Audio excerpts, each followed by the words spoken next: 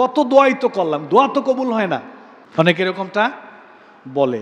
মানুষ তার নেক কাজের উসিলায় আল্লাহর কাছে দোয়া করলে সেই দোয়া কবুল হয়। এমন কোনো গোপনীয় কাজ যদি আপনার আমার থাকে যেটা আপনি আল্লাহর জন্য করেছিলেন, এটাকে উসিলা করে যদি আল্লাহর কাছে দোয়া করতে পারি, দেখবেন সেই দোয়া আল্লাহ তাআলা কবুল করবেন। দোয়া যে আল্লাহ তাআলা কবুল করেন, এই জিনিসটাকে প্রতিষ্ঠিত করার জন্য, আপনাদের ঈমানকে আরো দৃঢ় করার জন্য আমি এই কথাটা বলতেছি।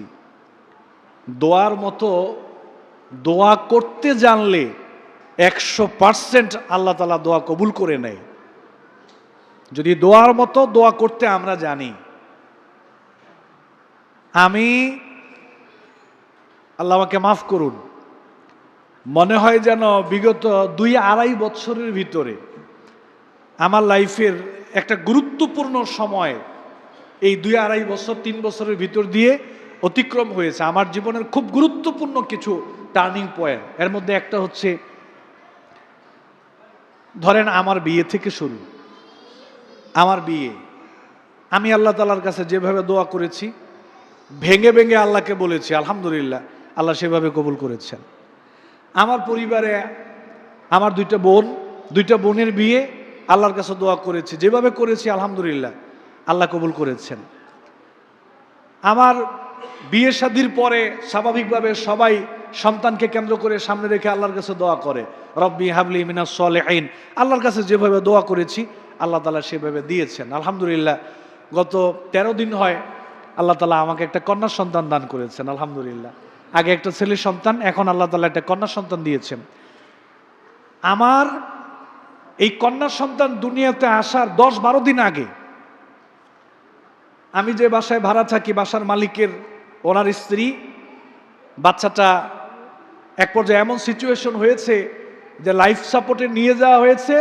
বাচ্চাটা লাইফ সাপোর্টে 2-3 দিন থেকে বাচ্চাটা মারা গিয়েছে। আমি ওনার বাসায় ভাড়া থাকি। আমার ভিতরে খুব ভয় ঢুকে গেল। আমি আর আমার ওয়াইফকে এই কথা বলি নাই, ভাবলাম যে বললে সে ভয় পাবে। আরেকজন ছোট ভাই, ও বাবা হয়েছে, হওয়ার সাথে সাথে দেখা যায় যে এই মেয়েটাকেও নিয়ে আইসিইউতে লাইফ সাপোর্টে দিয়ে দেওয়া হয়েছে। 10-12 দিন থেকে প্রায় 2-3 লক্ষ টাকার উপরে খরচ করে আল্লাহ সুস্থ করে দিয়েছেন। এইটা একটা ভিতরে ভয় ঢুকে গেছে। আরেকটা ছোট ভাই, সেও মেয়ের বাবা হয়েছে।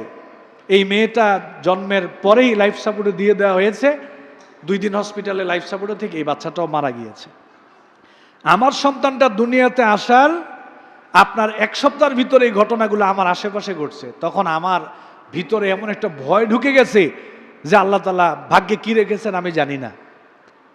আমার ওয়াইফ বাসায় প্রায় সময় বলে যে একটু বেশি বেশি করে দোয়া করেন। আমি বলছি কোনো টেনশন করবা না, আমি বলছি টেনশনের কোনো দরকার নাই, আমি আল্লাহর কাছে দোয়া করতেছি।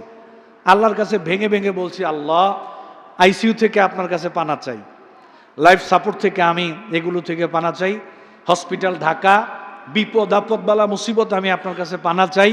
আমি দুর্বল মানুষ, আল্লাহ আপনি সব কিছু সহজ করে দেন, আমার উপরে এমন কিছু দিয়েন না লা ইউকাল্লিফুল্লাহু নাফসান ইল্লা উসআহা, যেটা আমার সাধ্যের বাইরে চলে যাবে। আলহামদুলিল্লাহ আমি আল্লাহর কাছে যেভাবে দোয়া করেছি আল্লাহ আমার জন্য সব কিছু সহজ করে দিয়েছেন।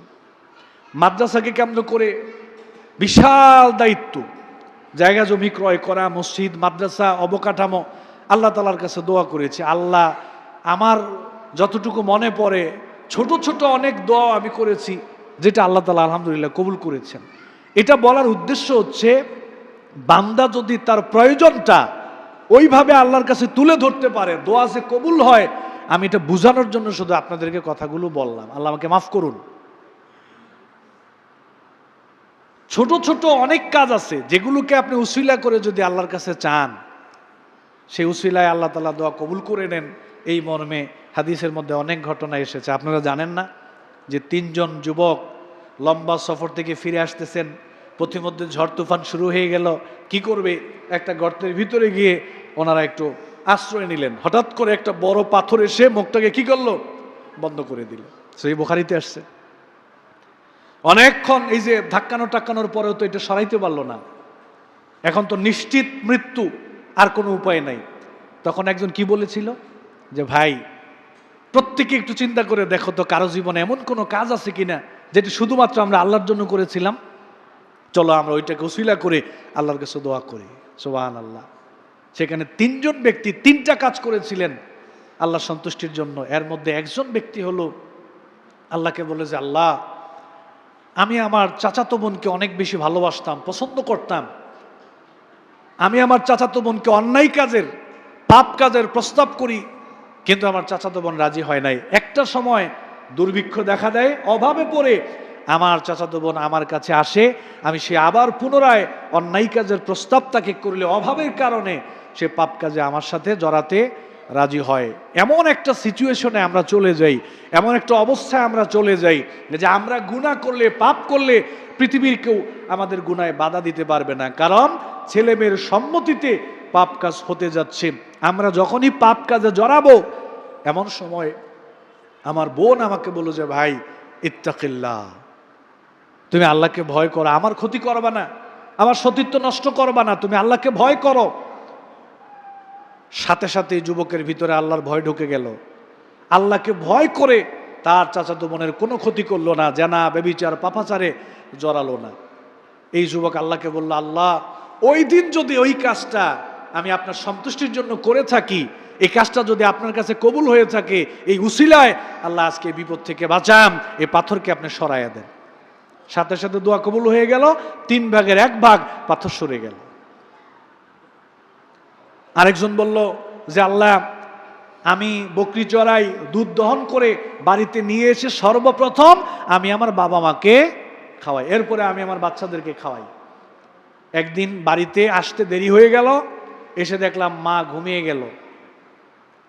মা ঘুমিয়ে গেল, আমার সন্তান ক্ষুধার তাড়নায় তারা আমার পায়ে পড়ে কান্নাকাটি করছে, আব্বু আমাদেরকে খাবার দাও, খাবার দাও। আমি চিন্তা করলাম আমার মা খায় নাই, এই মুহূর্তে আমার সন্তানকে আমি খাওয়াবো না, খাওয়াইতে পারি না। সারা রাত কেটে গেল, বাচ্চারা কান্নাকাটি করে ঘুমিয়ে গেল। সকালবেলা ঘুম থেকে মা উঠলো, প্রথমে মাকে দুধ পান করাইলাম, এরপরে সন্তানদেরকে আমি দুধ পান করাইলাম। আল্লাহ, এই কাজটা যদি আপনার সন্তুষ্টির জন্য আমি করে থাকি, তাহলে আমাদের এই বিপদ থেকে বাঁচান, আমাদের এখান থেকে উদ্ধার করেন। আল্লাহ দোয়া কবুল করে নিলেন, আরেকটা অংশ সরে গেল। আরেকজন ছিল,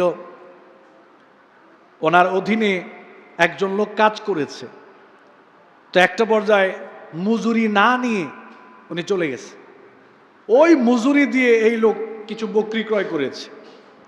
একটা পর্যায়ে দেখা যায় বকরি জন্মগ্রহণ করতে করতে বিশাল বড় একটা পাল হয়ে গেল, একটা খামারের মতো হয়ে গেছে। হঠাৎ করে ওই মজুরিওয়ালা একদিন এসে উপস্থিত, বলল যে, ভাই, আমি তো মজুরি না নিয়ে চলে গিয়েছিলাম, আমাকে মজুরিটা দিয়ে দেন। তো বললো, যা, ওই যে ওইখানে দেখা যায় বিশাল খামার, পুরোটাই তুমি নিয়ে যাও। বললো যে, পুরোটা তো আমার না, আমার মজুরি দাও, তুমি কি আমার সাথে তামাশা করতেছো নাকি? বলছে, না, এই পুরো খামারটাই তোমার, কারণ তোমার মজুরি দিয়ে আমি প্রথম ব্যবসাটা শুরু করি, এরপরে আল্লাহ তাআলা আমাকে বরকত দিয়ে এই পর্যন্ত নিয়ে এসেছেন, পুরাটাই তুমি নিয়ে যাও। ও খুশি মনে পুরাটাই নিয়ে চলে গেছে। বললো যে, আল্লাহ, এই কাজটা যদি আমি আপনার সন্তুষ্টির জন্য করে থাকি, আমাদেরকে বিপদ থেকে বাঁচান, পাথরটা সরিয়ে দেন। আল্লাহ তাআলা পুরো পাথরটাই সরাইয়ে দিলেন। কাল্পনিক মনে হয়, নিজের প্র্যাকটিক্যাল লাইফে এরকম বহু কিছু আমাদের জীবনেও ঘটে। এই জন্য বন্ধুগণ আমার, এমন কিছু কাজ সঞ্চয় করেন, চলুন এমন কিছু কাজ আমরা রিজার্ভে রেখে দেই, যেটার সাক্ষী শুধু আল্লাহ, দুনিয়ার কেউ জানবে না। এগুলো দুনিয়ার জীবনে আপনাকে আমাকে বিপদ আপদ থেকে রক্ষা করবে, পাশাপাশি পরকালীন জীবনে এগুলো নাজাতের উসিলা হতে পারে, হবে ইনশাআল্লাহ। আল্লাহ তাআলা আমাদেরকে ওর মাধ্যমে ইনশাআল্লাহ নাজাত দিবেন। এজন্য আমরা চেষ্টা করব প্রত্যেকটা কাজ, ছোট বড় আমলগুলো আল্লাহর সন্তুষ্টির জন্য করার ইনশাআল্লাহ।